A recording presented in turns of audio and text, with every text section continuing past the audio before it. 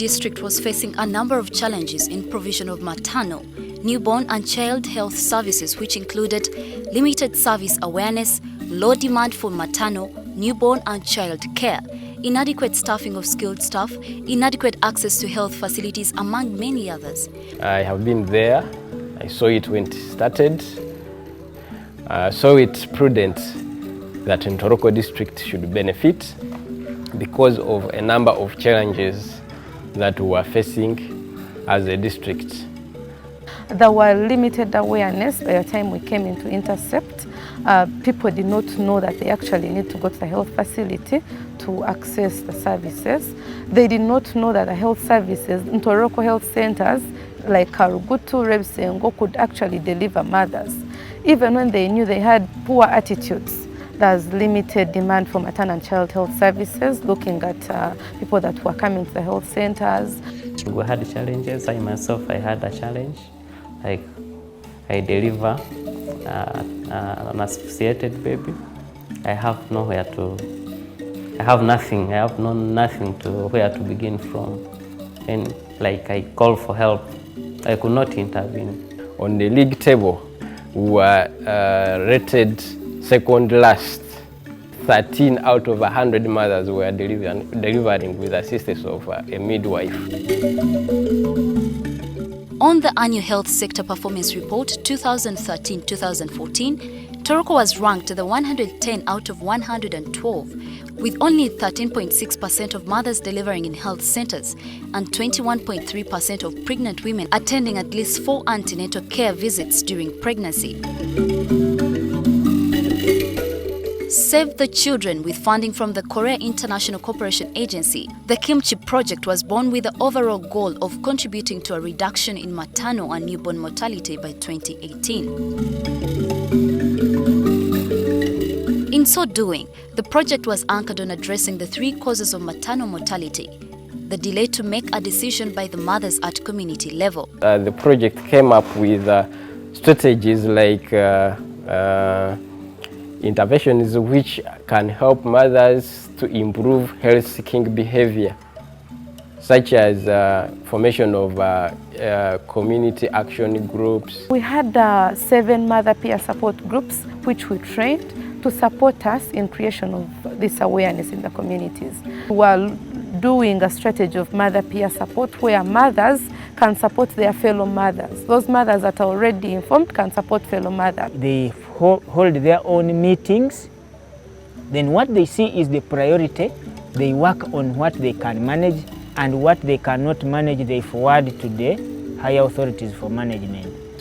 And also training of VHTs at community level to help mothers improve their health-seeking behavior, to think about going to the health facility other than going to a TBA as quickly as possible. Ngana mama akikarenya na utepetange echo nicho mwaso chingasamaliri echinde chingasamaliri cho mwaso twaverufunga esha training nani twinga ba VHT babiru training aritambira amaru ari awabana mu cyaro abana hati tukabatambira ko cyaro sekwiru arose kucyusura abana bananendre eri abatahwana bokwiru aruna bakayaro hakutseba ndatukatu nimo bawati cyaritambira shando risarvo omutsutsa nechikuba naretoroka.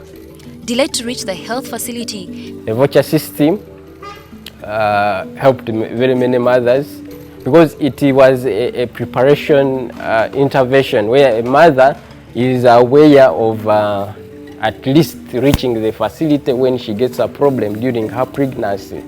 So the vouchers would be given or supplied to the mothers by VHTs at community level, and then this mother, when the mother gets a problem or the mother reaches time for delivery, she can get her voucher and calls one of the identified riders in the community, and the rider will take this mother to the nearest health facility.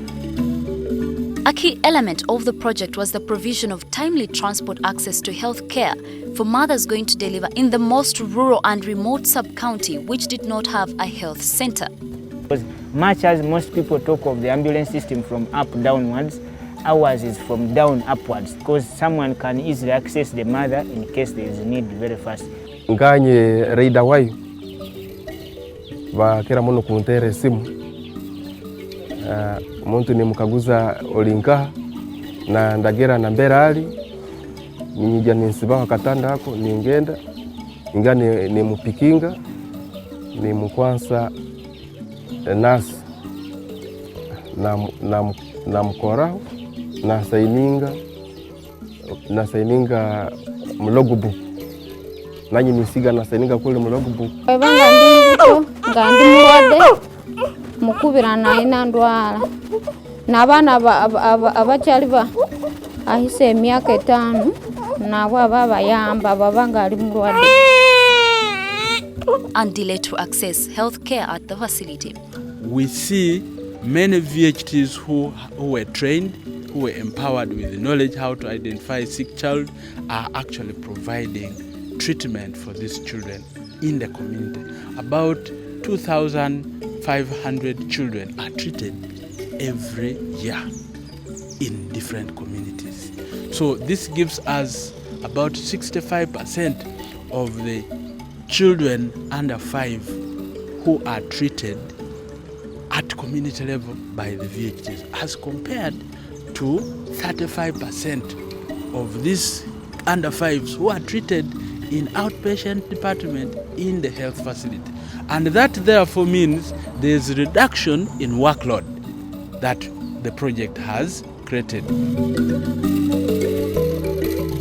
Besides the lack of key health infrastructure, the district failure to deliver health services was hindered by its inability to recruit and maintain key health professionals and reskilling existing health workers, supply-side initiatives, that is, training health workers and provision of essential equipment, drugs and supplies. The Ministry of Health was recommending, and this is one single most document, the reproductive maternal child health promise renewed, or what we call sharpened plan. This is where all the interventions that the project was basing on are actually found. Improving quality of care for maternal newborn health, we recruited 5 midwives who critical cadres, then also the anesthetic officer who would support in ensuring that comprehensive emergency obstetric care is provided at the health center for. And we have supported them all throughout the entire project.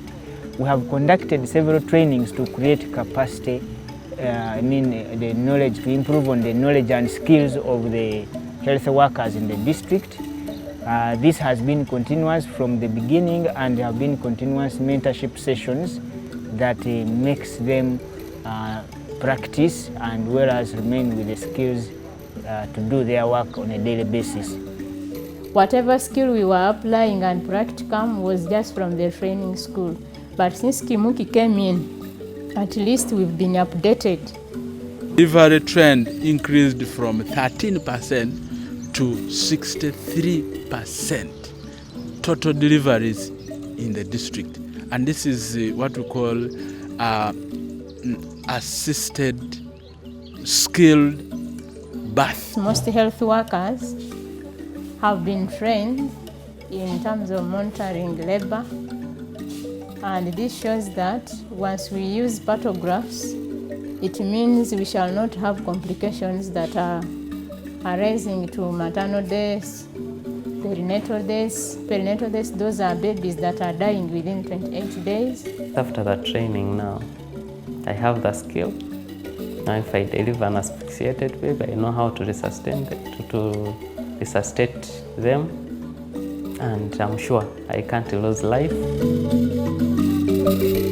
Different sub-counties had no defined health centers. The project had to construct new wards, and more especially maternity wards. For example, at Karugutu Health Center, a maternity ward was constructed.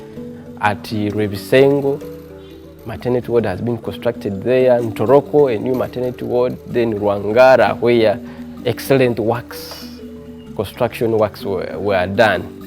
Maternity ward was constructed, an OPD building with a lab, and patient kitchen. We renovated the theatre that had never been functional, the only theatre in the district, that enabled us to make sure emergency services are also handled in the district. The project had to equip the health facilities with the required equipment so that the health workers have what to use. On addition, they had to also supply medicines that were lacking, give a buffer stock. Because as you know, without drugs, the services may not be available. As the project comes to closure, the legacy of the project intervention leaves a functional and strengthened health system in Toroko district, setting an impressive set of statistical indicators. Percentage of mothers who attended at least 4 ANC for the most recent childbirth. The target was 50, the baseline was 27.4, and the endline was 76. Percentage of mothers who received IPT at least twice for the most recent childbirth. The target was 50, the baseline 44.0, and the endline was 66.3. Percentage of children exclusively breastfeeding for 6 months after delivery. The target was 80, the baseline was 60.0, and the endline was 72.5. The percentage of children aged 0 to 59 months with diarrhea episodes during the last 2 weeks. The target was 10, the baseline was 30.0, and the endline was 21.3. Percentage of mothers that know at least 3 primary warning or danger signs of pregnancy. The target was 60, the baseline was 0, and the endline was 45.0. The percentage of fathers who encouraged and escorted their pregnant wives to deliver at a health facility. The target was 35, the baseline was 18, and the endline was 79.1. On the annual health sector performance report, proportion of women delivering in health facilities for their 2013-2014 was 13.6%, but was different in 2017-2018 as it was at 56.1%. The proportion of pregnant women who receive IPT2 for their 2013 was 20.9%, but it was 72.4% for their 2017-2018. Proportion of pregnant women who attend ANC at least 4 times during the pregnancy in 2013-2014 was at 21.3%, but it was at 50 in 2017-2018. The impact of any donor-funded project lies in its ability to live on beyond the donor support. They would ensure that these ambulances are included in their budgets, so that they can budget for spare parts, they can budget for any damages caused, they can make repairs. Thank you to Kimichi, thank you to Save the Children.